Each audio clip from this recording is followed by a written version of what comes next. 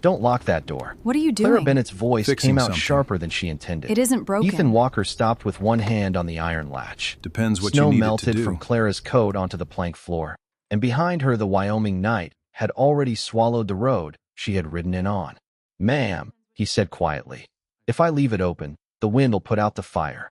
Then he slid the bolt home. Clara stepped backward. Her fingers closed around the small leather bag beneath her coat, the only thing she had refused to leave behind. She had asked this stranger for shelter, nothing more. One night beneath a roof, a few hours out of the storm. But Ethan did something that made her stomach tighten. He crossed to the window, looked past the frost-covered glass toward the dark road, and lowered the curtain. "Was someone following you?" he asked. Clara went still. She had never told him there was anyone to follow. Ethan waited. The fire cracked between them. Then came a sound from outside. Not the wind. A horse. Clara turned toward the door as hoofbeats slowed somewhere beyond the porch. Ethan reached for the lantern. "Stay here." "Who is it?" He didn't answer. He lifted the lantern from its hook and moved toward the door just as a shadow passed across the frosted window. Clara's hand tightened around her bag. Someone knocked once. Ethan's fingers settled on the bolt. 6 hours earlier, Clara Bennett had been walking beside a tired chestnut mare through snow deep enough to cover the toes of her boots. The mare was limping. Clara was worse. She had stopped feeling 2 fingers on her left hand sometime before sunset, and the wool coat around her shoulders had long since surrendered to the cold. Still, she kept moving. Stopping meant thinking. Thinking meant remembering the empty room she had left behind in Cheyenne, the landlord standing politely in the doorway, and the last few coins she had counted twice before buying oats for the mare instead of supper for herself. She had learned that hunger could be reasoned with. Winter could not. The road had disappeared beneath blowing snow nearly an hour earlier. Clara followed fence posts instead, each one emerging from the white like a dark hand pointing toward nowhere. Then she saw smoke. Thin, gray, real. Beyond a line of cottonwoods stood a weathered ranch house with lamplight glowing through one window. Clara stopped. The mare nudged her shoulder. "I know," Clara whispered. Asking for help had become harder than going hungry. People wanted explanations when they gave you something. Where was your husband? Where was your family? Why were you traveling alone? What had you done wrong? Clara had grown tired of proving that misfortune required no crime. But the mare stumbled. That decided it. Clara led her through the gate. A barn stood 30 yards from the house, its doors secured against the storm. Before she reached the porch, the front door opened. A tall man stood beneath the yellow lantern light, hatless, sleeves rolled to his forearms despite the cold. He did not reach for the rifle resting beside the door. He simply looked at Clara, then at the trembling horse behind her. "She's favoring her right foreleg," he said. Clara blinked. "I need shelter." The words nearly caught in her throat. "Just until morning. I can pay a little." The rancher studied the snow gathering on her shoulders. "Keep your money." Clara stiffened. Charity had strings often enough. "I can work for it." Something shifted in his expression, but he did not argue. He stepped aside. "Bring the horse to the barn first." "You're letting me stay?" "I'm letting you both get out of the snow." It was not warmth exactly, but it was not suspicion either. In the barn, he examined the mare's leg by lantern light, his rough hands careful around the swollen tendon. Clara watched him loosen the saddle and spread a clean blanket over the animal without being asked. "Nothing broken," he said. "She needs rest. Her name's Molly." He nodded once, as though the name mattered. Then he filled a bucket with water and added hay to the stall. Clara reached for the saddle. Ethan took it first. "I can carry that." "I reckon you can." He hung it over the rail. "Doesn't mean you have to tonight." Clara had no answer for that. Minutes later, she stood inside his house with heat touching her face for the first time all day. A coffee pot rested near the stove. One plate sat on the table. One chair had been pulled close to it. Another stood against the wall beneath a dusty coat. The house looked less abandoned than unfinished, as if someone had stopped expecting company years ago. Ethan Walker set another log on the fire. "Coffee." Clara looked at the steaming pot. "If it isn't trouble." He pulled the second chair toward the table. Wouldn't have offered if it was. Outside, the wind struck the house hard enough to rattle the window. Clara glanced back toward the door. Ethan followed her eyes. Then he walked across the room and placed his hand on the iron bolt. "Storm gets worse after dark," he said. Clara's breath caught as the memory of another locked door in another house flashed through her mind. Ethan slid the bolt into place. Clara stepped back. Don't lock that door. Don't lock that door. Ethan's hand remained on the bolt. For a moment, neither of them moved. Clara stood beside the table with snowmelt darkening the hem of her dress. One hand pressed against the leather bag beneath her coat. Ethan looked at her fingers first, then at her face. Whatever he saw there made him release the latch. All right. He slid the bolt back. Wind immediately pushed against the door, making it shudder in its frame. Ethan crossed to a wooden chest near the stove, took out a short length of rope, and looped it through the latch instead. Won't keep a man out, he said. Just keeps the wind from throwing it open. Clara stared at the loose knot. She could untie it herself. Thank you. Ethan gave a small nod and returned to the stove without asking why a locked door frightened her more than a Wyoming blizzard. That kindness unsettled her almost as much as the bolt had. Most people filled silence with questions. Ethan Walker seemed willing to leave silence alone. He poured coffee into 2 tin cups and set one near the empty chair he had pulled toward the table. Clara wrapped both hands around it. Heat seeped slowly into her fingers. You hungry? He asked. No. Her stomach answered for her with a quiet growl. Ethan did not smile. He simply turned toward the stove. Good. Means I don't have to share much. Clara looked up, unsure whether he was joking. A moment later, he divided a skillet of beans and salt pork between 2 plates, giving her the larger portion while pretending not to notice. She ate slowly at first, then hunger won. Ethan kept his eyes on his own plate. Halfway through the meal, a hard gust struck the western wall. Clara glanced toward the window. How far is the nearest town? Little over 12 miles. I can leave at daylight. Ethan tore a piece of bread. Not on Molly. Clara's fork stopped. You said nothing was broken. It isn't. But that tendon needs a couple days without a saddle. I don't have a couple days. Horse does. There was no judgment in his voice, which somehow made the truth harder to fight. Clara put down her fork. Then I'll walk. Ethan looked toward the window, where ice was already forming around the frame. You could. He took another bite. Wouldn't recommend it. Clara's shoulders tightened. Mr. Walker, I'm grateful for the meal, but I'm not asking you to decide where I go. Ethan met her eyes. Wasn't deciding. He gestured toward the door. That opens from your side. Clara looked at the rope around the latch. Loose. Simple. Her choice. Something in her chest eased by a fraction. Ethan stood, carried his plate to the wash basin, and added quietly, You can leave whenever you want. I'd rather you didn't freeze, proving you can. Clara lowered her eyes to her coffee. No one had spoken to her that way in a long time. Not as though she were helpless, and not as though she owed anyone obedience. Outside, Molly whinnied faintly from the barn. Clara rose at once.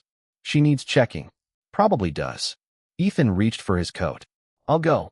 She's my horse. He paused, then took a second lantern from the shelf and held it toward her instead. Then we'll both go. They crossed the yard together, leaning into the wind. In the barn, Molly stood with her injured leg resting lightly on the straw. Clara ran a hand down the mare's neck. Sorry, girl. Ethan crouched beside the injured leg and changed the cold cloth around it. His movements were patient, practiced. Clara noticed an old scar disappearing beneath his shirt cuff, but she did not ask about it. He had offered her the same courtesy.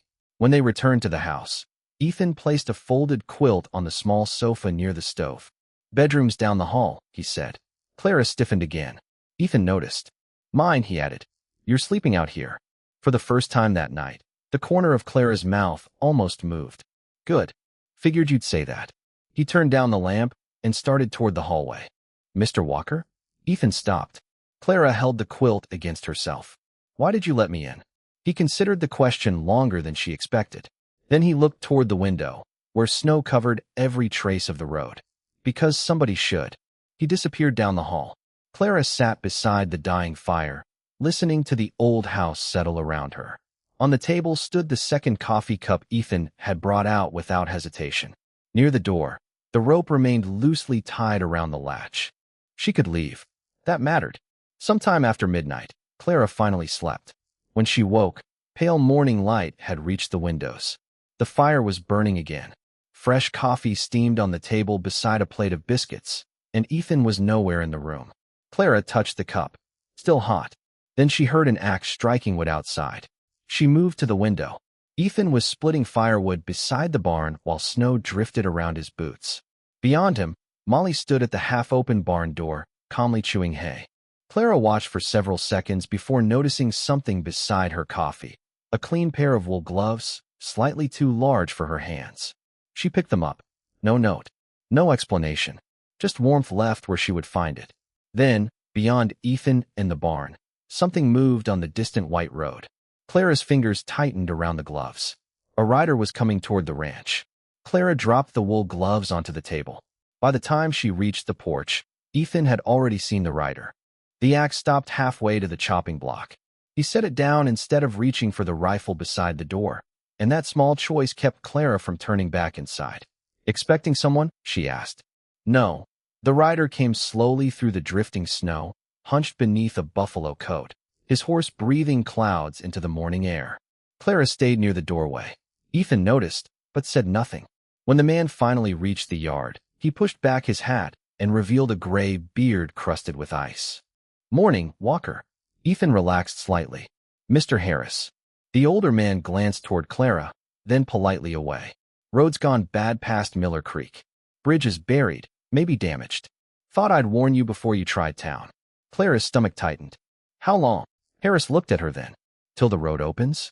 2 days if the wind settles. Longer if it doesn't. 2 days. Clara folded her arms against the cold. Ethan asked about neighboring ranches, livestock, and whether anyone needed help. He never explained who Clara was. Never called her a guest. Never offered her story to satisfy another man's curiosity. Before leaving, Harris tipped his hat to her. "Ma'am." "Sir." Then he rode back into the white morning. Clara watched until he disappeared. "You could have told him," she said. Ethan picked up the axe. "Told him what?" "That a strange woman appeared at your door last night." "You did." The axe came down cleanly through the wood. Wasn't much else to tell. Clara looked at him for a long moment. "I can work." Ethan lifted another log. "You already mentioned that." "I meant it." He studied her boots, still damp from yesterday, then the barn. "You know horses?" "Enough." "Chickens?" "Unfortunately." That earned the smallest hint of a smile. "Then we might survive each other." By noon, Clara had swept the kitchen, collected eggs, and helped Ethan carry fresh straw into Molly's stall. He did not assign her tasks so much as leave work within reach and let her choose it. When she tried lifting a heavy grain sack, he took the other end instead of taking it away from her. They carried it together. At lunch, Ethan set 2 bowls of stew on the table. Clara hesitated before sitting in the chair that had been against the wall the night before. "You always eat alone?" she asked. Ethan broke bread between his hands. "Mostly. You don't have family nearby?" His fingers stopped for half a second. No, Clara recognized the answer because she had used versions of it herself. Short enough to close a door without slamming it. She did not ask again. They ate while snow whispered against the windows. After a while, Ethan nodded toward the leather bag she kept beside her chair. "You planning to hold that all day?" Clara's hand instinctively moved toward it. "Maybe. Must be valuable." Her eyes sharpened. Ethan immediately looked back at his stew. Wasn't asking what's inside. Silence settled between them. Clara expected it to become uncomfortable. It didn't. "Letters," she said finally. Ethan glanced up. "Mostly." She traced a worn seam on the bag. "From my mother." He waited. "She died 3 years ago." Ethan lowered his spoon. "I'm sorry." Nothing more. No questions about illness or family or why Clara traveled with old letters pressed against her ribs. Just 2 words, spoken quietly enough to leave the grief where it belonged. Clara looked toward the window. "She used to say a house tells you what kind of people live there." Ethan followed her gaze around the plain room. "What's this one saying?" "It needs curtains." He almost laughed. The sound was brief and rusty, as if it had not been used recently. Clara surprised herself by smiling. That afternoon, they worked in the barn while weak sunlight finally broke through the clouds. Ethan showed her how he wrapped Molly's leg. Clara brushed the mare until the chestnut coat began to shine again. Their conversation came in pieces. How long Ethan had owned the ranch, which winters had been worst, where Clara had learned to handle horses. Neither crossed the invisible line around the other's past. Near sunset, Clara carried an empty bucket toward the house and stopped. The western sky had opened into pale gold above the snow-covered fields. Smoke rose straight from Ethan's chimney now that the wind had fallen. Through the kitchen window, she could see 2 cups waiting on the table. 2. She stood there longer than she meant to. Ethan came from the barn carrying firewood. Something wrong? Clara shook her head. No, her eyes remained on the lighted window. Nothing's wrong. For once, the words were true. Then Ethan looked toward the road. His expression changed. Clara followed his gaze. The snow had stopped. Beyond the fence, the clouds were breaking apart, and a narrow strip of the road was already visible beneath the melting drift. By tomorrow, perhaps the next day, she could leave. Clara should have felt relieved. Instead, she looked back at the warm window and wondered why the thought of an open road suddenly felt colder than the storm. By morning, the road had returned in patches, a brown ribbon showing through the melting snow. Clara saw it from the porch while pulling Ethan's borrowed gloves over her fingers. Freedom should have looked like that, she thought. Instead, she turned toward the barn. Molly greeted her with a soft nicker. Ethan was already inside, crouched beside the mare's injured leg. Swelling's down, he said. Clara touched Molly's neck. Can she travel? Ethan stood and wiped his hands on a rag. Not today. Tomorrow. He hesitated. Maybe. Clara nodded, though the answer settled strangely inside her. Ethan seemed to notice. He picked up a hammer from the workbench. West fence lost 2 rails in the storm. I'll be out there most of the morning. Clara looked toward the house, then at the hammer. You need help? Probably. That sounded painful. I'm not accustomed to admitting it. They carried tools across the pasture together. The snow had softened beneath the morning sun, and water dripped steadily from the cottonwood branches. At the damaged fence, Ethan worked one side while Clara held the new rail in place. They found a rhythm without discussing it. Hold. Measure. Hammer. Move on. At the 3rd post, Clara's boot slipped in the mud. Ethan caught her elbow before she fell. His hand stayed there only long enough to steady her. Then he released her. You all right? I'm fine. This time, the words did not mean leave me alone. Ethan nodded and handed her the hammer. Your turn. Clara raised an eyebrow. Trusting me with your fence? Haven't seen you miss yet. She drove the nail cleanly through the rail. Something small and warm passed through her that had nothing to do with the sunlight. Near noon, Ethan climbed onto the lower rail to secure a loose wire. The rottenwood cracked beneath his boot. He dropped hard, catching himself against the post. Clara heard his breath leave him. Ethan. It was the first time she had used his given name. He straightened too quickly. I'm fine. Clara looked at the blood running from his palm.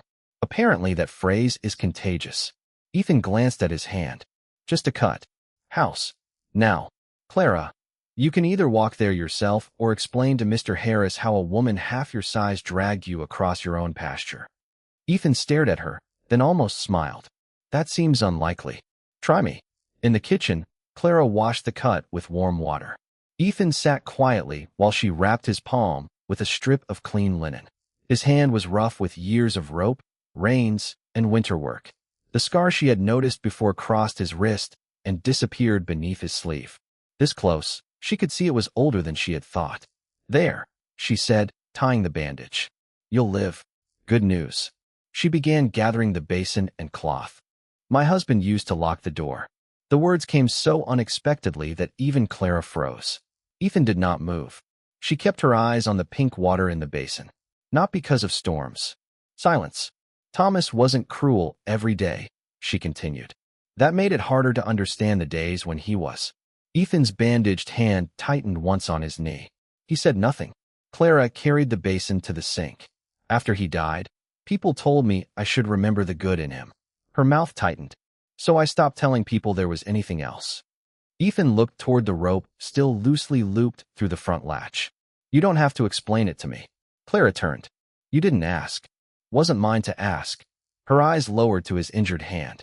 Most people ask anyway. Ethan stood. For a moment she thought he might offer some comforting phrase, some promise that she was safe. Instead, he crossed to the door, removed the rope from the latch, and placed it on the table. Then he took the iron bolt from its brackets. Clara stared as he carried it to the workbench beside the stove. What are you doing? Fixing something. It isn't broken. Ethan picked up a screwdriver. Depends what you need it to do. He removed the bolt completely and set it in a drawer. No speech. No promise. Just 4 empty screw holes left in the wood. Clara looked away before he could see her eyes shine. That evening, She made supper while Ethan finished the fence one-handed. When he returned, 2 plates were waiting. He stopped at the table. "You cooked. Don't sound frightened." He sat. Clara poured coffee into his cup.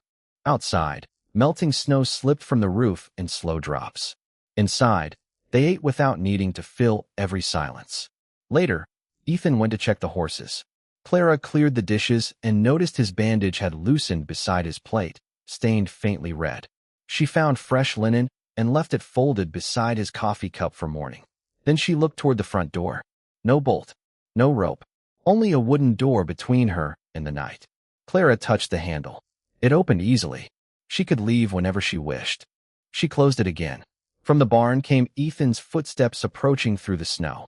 For the first time since arriving, Clara did not step away from the door when she heard a man coming toward it. The next morning, Clara found Ethan's old iron door bolt on the workbench beneath a scattering of wood shavings. He had not put it back. She touched the cold metal once, then turned toward the stove when she heard his boots on the porch. Ethan entered carrying an armful of split wood, his bandaged hand protected inside a worn glove. "You changed that bandage?" Clara asked. "Morning to you, too." That wasn't an answer. He set the wood beside the stove. "Yes, ma'am." Clara poured him coffee. "Let me see." Ethan held out his hand with the patient resignation of a man who understood resistance would only lengthen the conversation. The cut was closing cleanly. Clara wrapped it again, tighter this time. "You've done this before," he said. "My mother taught me." "She teach you to order ranchers around?" Clara tied the linen. "Natural talent." Ethan smiled. Not the almost smile she had seen before. A real one. It changed his face enough that Clara looked down at his hand before he could notice her staring. Later, they walked to the barn together. Molly placed weight on her injured leg without flinching. Ethan watched the mare take several slow steps. "She'll be ready tomorrow." Clara's hand stopped against Molly's neck. "Tomorrow." The word seemed louder inside the barn than it should have. "Good," she said. Ethan nodded. "Road should be clear, too." Neither of them mentioned it again. They spent the morning repairing a section of barn roof damaged by the storm. Clara passed boards up the ladder while Ethan nailed them into place. By afternoon, they had fallen into the quiet rhythm that had begun at the fence. Work passed from one pair of hands to another without instructions. When Clara brought him water, Ethan took it.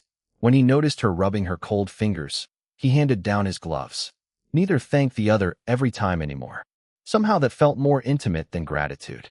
At supper, Clara set 2 bowls on the table before realizing what she had done. Ethan entered, washed his hands, and sat in the chair opposite hers as naturally as if they had repeated the ritual for years instead of days. "You ever think about leaving this place?" Clara asked. Ethan looked around the kitchen. "Used to." "Why didn't you?" His spoon rested against the bowl. "My father built the house. My mother planted those cottonwoods." He nodded toward the dark window. "After they died, leaving felt like losing them twice." Clara understood that too well. Her leather bag rested on a peg near the door now instead of against her body. "So you stayed because of them?" "At first. And now." Ethan looked toward the stove. "Now I suppose I haven't figured out where else I'd belong." Clara lowered her eyes.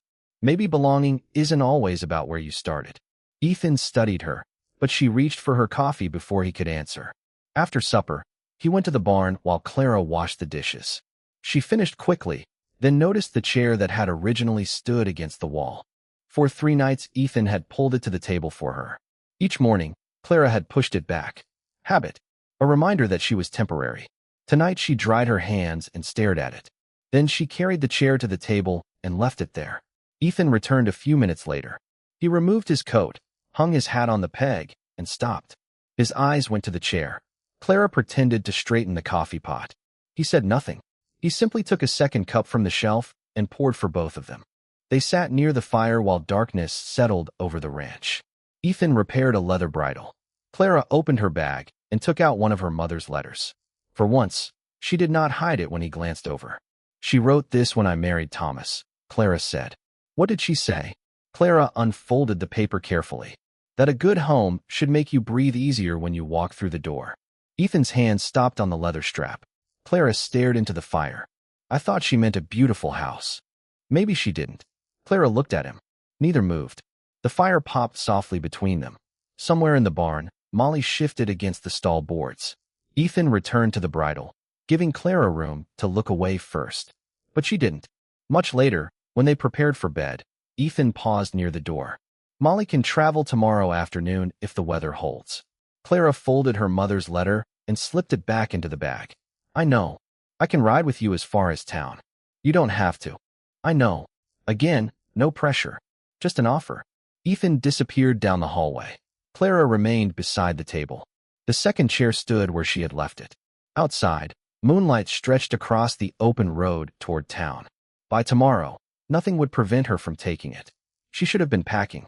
Instead, Clara crossed to the stove, measured coffee into the pot for morning, and without thinking counted enough for two. Morning came bright and painfully clear. Clara stood in the barn while Ethan walked Molly across the packed earth, watching the mare's right foreleg with each step. No limp. He turned her once, then brought her back. She's ready. Clara stroked Molly's nose. You're certain? As certain as a horse allows. Ethan began checking the saddle straps. Clara watched his hands move over the leather. He had repaired a cracked section near the buckle sometime before dawn. Of course he had. You fixed it. Needed fixing. That was all. Back at the house, Clara folded the quilt she had slept beneath and placed it neatly on the sofa. Her few belongings disappeared into the leather bag too easily. 3 years of letters. One spare dress. A comb. A handful of coins. She looked around the kitchen and found traces of herself that would take longer to pack. The second chair beside the table, flour on the edge of the counter from biscuits she had made, the cup she had begun reaching for without asking. Ethan entered carrying her saddlebag. Roads clear to Miller Creek. Clara closed her bag. Then I suppose I should go. Ethan's eyes rested on her for a moment. Suppose so. She waited. He said nothing else. The old hurt inside her answered before reason could. Of course he wouldn't ask her to stay. Why would he? She had arrived without invitation and occupied his house for 4 days. Shelter was not belonging. Kindness was not a promise. Clara fastened her coat. Thank you for everything. You worked for your keep. Not everything. Ethan looked toward the door where the bolt had once been. No. Outside. He saddled Molly and tied a small canvas sack behind the cantle. Clara touched it. What's this? Biscuits. Dried beef. Coffee. Ethan, 12 miles is 12 miles. She almost argued, then stopped. Thank you. He handed her the reins. I'll ride with you. You don't need to. I know. Clara looked at him. Those same words again. An offer without a debt attached. Ethan saddled his bay gelding, and they rode out beneath a sky washed clean by the storm. For the first mile, neither spoke. The ranch grew smaller behind them. Clara told herself not to turn around. She did anyway. Smoke curled from the chimney. The cottonwoods stood black against the snow. From this distance the house looked ordinary. That made leaving it worse. At Miller Creek, Ethan dismounted to inspect the bridge. Snowmelt rushed beneath the wooden planks. He led both horses across before helping Clara mount again. His hand closed around hers only long enough to steady her. Town's about 8 miles from here, he said. Road stays good. Clara nodded. Then this is where you turn back. Ethan looked west toward town, then east toward home. I can keep going. And then ride 16 miles back alone? Done worse. Clara nearly smiled, but the ache beneath her ribs stopped it. No. You have work. Ethan handed her Molly's reins. All right. Clara waited for something more. Perhaps he was waiting too. Finally she said, Goodbye, Ethan. Goodbye, Clara. She rode west. 20 yards. 50. 100. Ethan did not call after her. Clara hated that she wanted him to. By the time the bridge disappeared behind a rise, tears blurred the road ahead. She wiped them away angrily. This was better. She had learned what happened when a woman built her life around a man's permission. She would not make that mistake again simply because another man was gentle. By late afternoon, Clara reached town. The boarding house had a room available, but only for 3 nights. Railroad's hiring kitchen help over in Rollins, the proprietor told her. Stage leaves Saturday. Clara paid for 1 night. Upstairs, she placed her leather bag on a narrow bed. The room was clean. Warm enough. Safe. She sat on the mattress and listened. Voices traveled through the wall. Boots crossed the hallway. Somewhere downstairs, dishes struck together. Nothing was wrong. Yet Clara could not breathe as easily as she had in Ethan's quiet kitchen. She opened her mother's letter. A good home should make you breathe easier when you walk through the door. Clara folded it again. On the ranch, Ethan returned after sunset. He entered the kitchen and stopped. 2 chairs stood at the table. He stared at them, then reached automatically for 2 cups. His hand froze halfway to the shelf. Slowly, he took down only one. The room had not changed. That was the trouble. It felt empty now in a way it never had before. On the table, beneath the coffee pot, he noticed a folded strip of clean linen Clara had left for his hand. Ethan picked it up and stood silently beside the chair she had used. Then, outside, a horse galloped into the yard. He turned toward the window. Hoofbeats stopped at the porch. A shadow crossed the glass. 3 knocks sounded against the door. Ethan stared at the empty place where the iron bolt had once been, then reached for the handle. Ethan opened the door expecting Clara. Mr. Harris stood on the porch instead, breathing hard, his gray beard damp with melted snow. "Sorry to disappoint you," the older man said. Ethan stepped aside. Wasn't expecting anybody. Harris looked past him toward the table. 2 chairs, 1 cup, a folded strip of clean linen beside Ethan's hand. Sure. Ethan ignored that. "What happened?" "Calf came early at the Miller place. Thought you might have that birthing chain." Ethan fetched it from the barn while Harris warmed himself beside the stove. When Ethan returned, the older man nodded toward the empty chair. "Woman leave. This morning. Headed where?" "Town." Harris accepted the chain. "Road's clear." "I know." Harris studied him for a moment. "Then I suppose everything worked out." Ethan looked at Clara's chair. "Suppose so." Harris did not argue. He simply pulled on his gloves and left. After the hoofbeats faded, Ethan stood in the kitchen listening to the clock. He had lived alone for 7 years.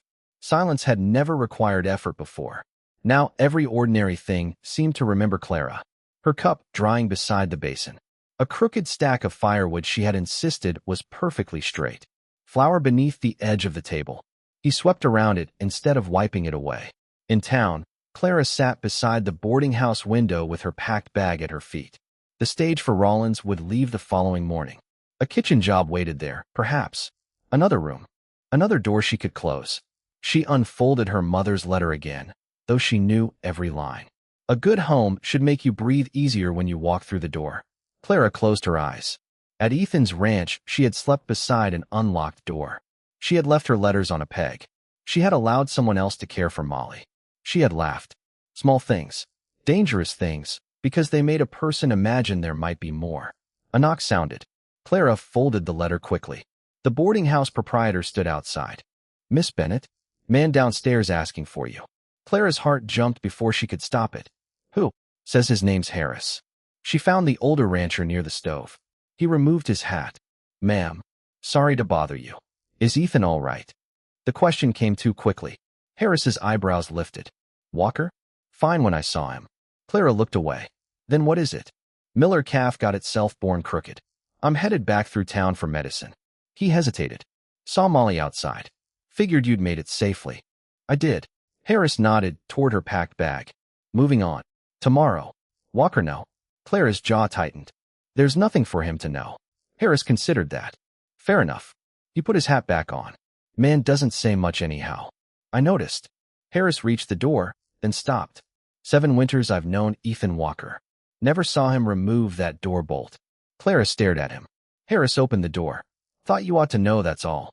He left before she could answer.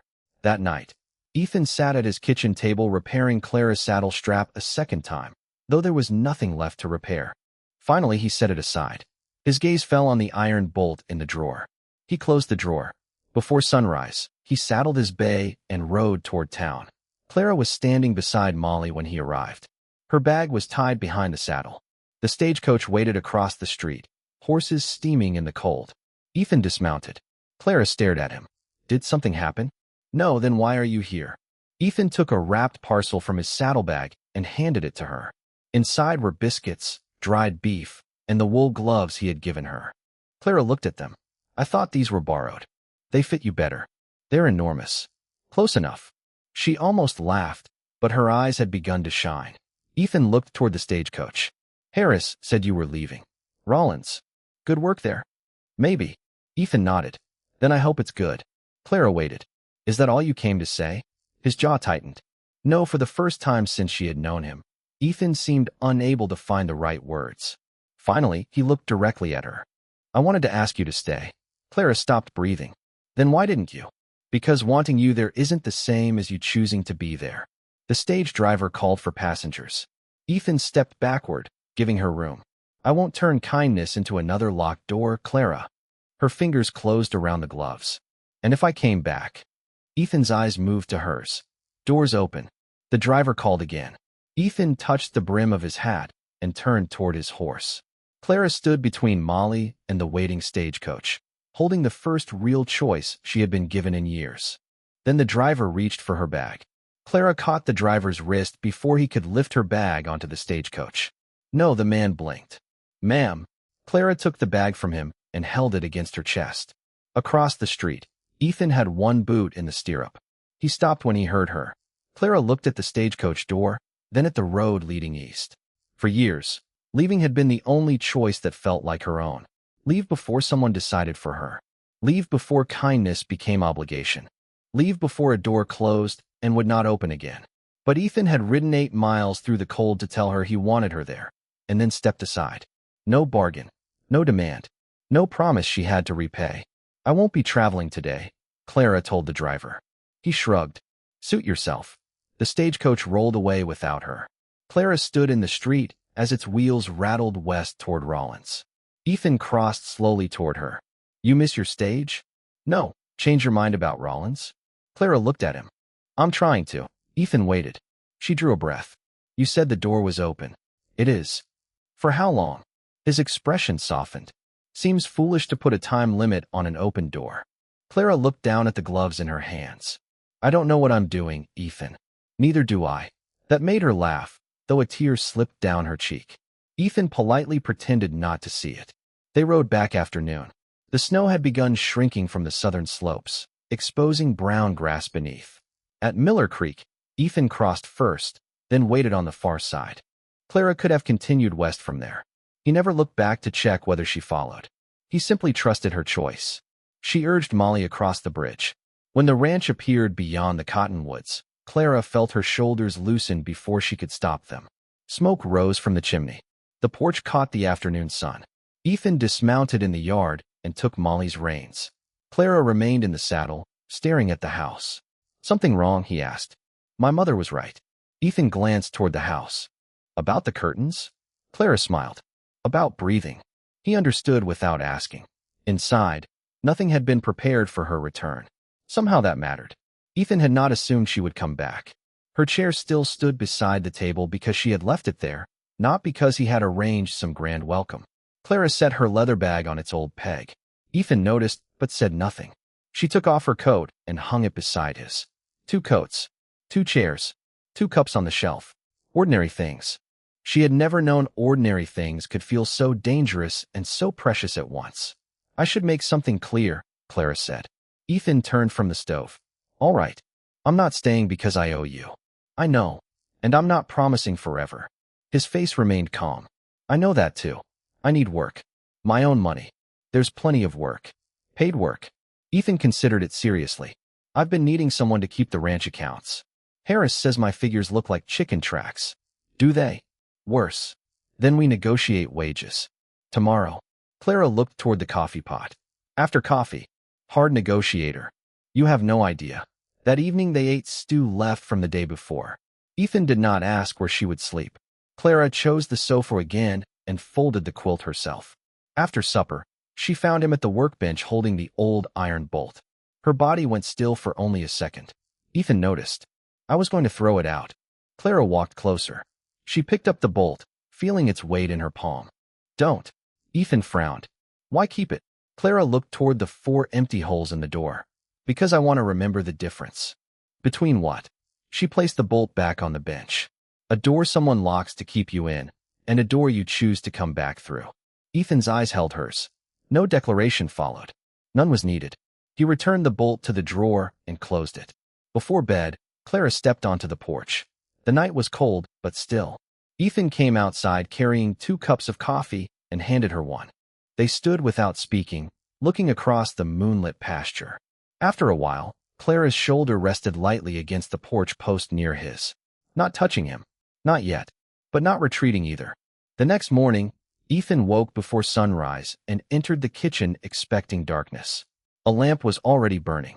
Clara stood at the stove in her oversized wool gloves, struggling with the coffee pot. "Those are not cooking gloves," Ethan said. "Then you bought me the wrong gloves." "Gave. We'll discuss that during wage negotiations." Ethan sat down. Clara poured 2 cups. When she placed his before him, he noticed something beside the saucer, a small brass key. His spare house key. He looked up, found it in the drawer. Clara sat opposite him. "I thought I should ask before using it." Ethan pushed the key gently back across the table. "You don't need to ask." Clara stared at it. Then she closed her fingers around the brass. Outside, dawn began spreading over the Wyoming fields. For the first time in years, Clara Bennett carried a key to a door she knew she was free to leave. By spring, the 4 empty screw holes where the iron bolt had once been were still visible in Ethan Walker's front door. Clara never asked him to fill them. Some mornings, when she turned her brass key in the lock and stepped outside before sunrise, she touched those little marks with 2 fingers. Not because she was afraid anymore, because she remembered. The first night she had stood in that room, she had watched Ethan lock the door and believed she had made another terrible mistake. Now she understood that the most important thing he had done was not opening the door during the storm. It was teaching her, day after ordinary day, that she remained free after walking through it. The ranch changed slowly. Clara insisted on keeping proper account books and discovered Ethan had been correct about his figures. "This says you bought 17 pounds of nails in February," she said one morning. Ethan looked over his coffee. "Sounds right. You wrote 71. Still sounds possible." Clara slid the ledger toward him. "You're forbidden from arithmetic. My ranch. My accounts." Ethan considered this, then surrendered the pencil. Fair enough. Her wages went into a small tin box in the kitchen cupboard. Ethan never asked what she intended to do with the money. That mattered too. Molly recovered completely. The west fence stood straight. Clara planted onions behind the house and hung simple cream-colored curtains in the kitchen. When Mr. Harris saw them, he laughed so hard Ethan threatened to send him home without coffee. By May, Harris had begun arriving often enough that Clara automatically placed a 3rd cup on the table. The house no longer seemed surprised by company. One Sunday after church, Clara and Ethan rode home beneath a wide blue sky. Wildflowers had begun appearing along the road where snow once stood knee-deep.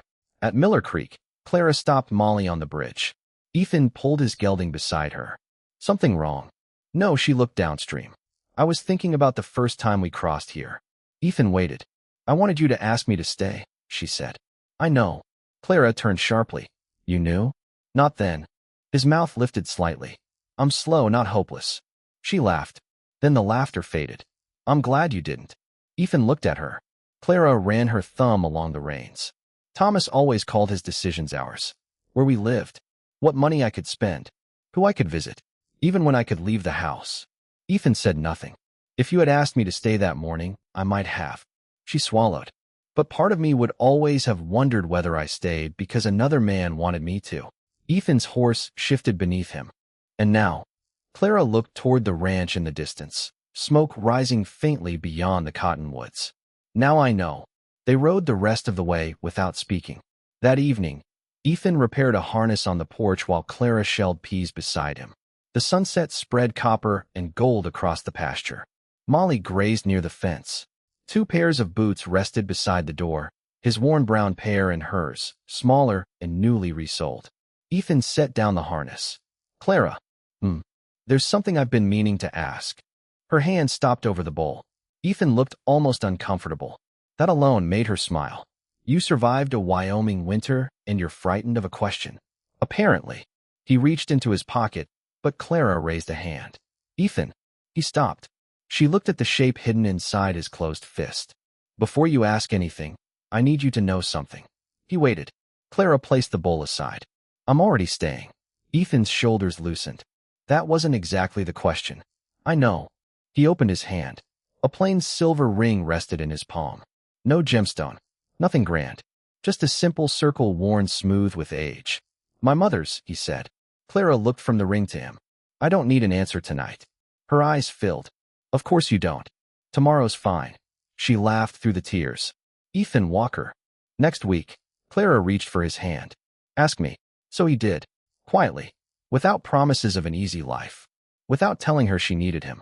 He only asked whether she wanted to keep building this life beside him. Clara answered yes. Months later, on a cool autumn evening, the kitchen windows glowed against the darkening Wyoming fields. Supper waited on the table.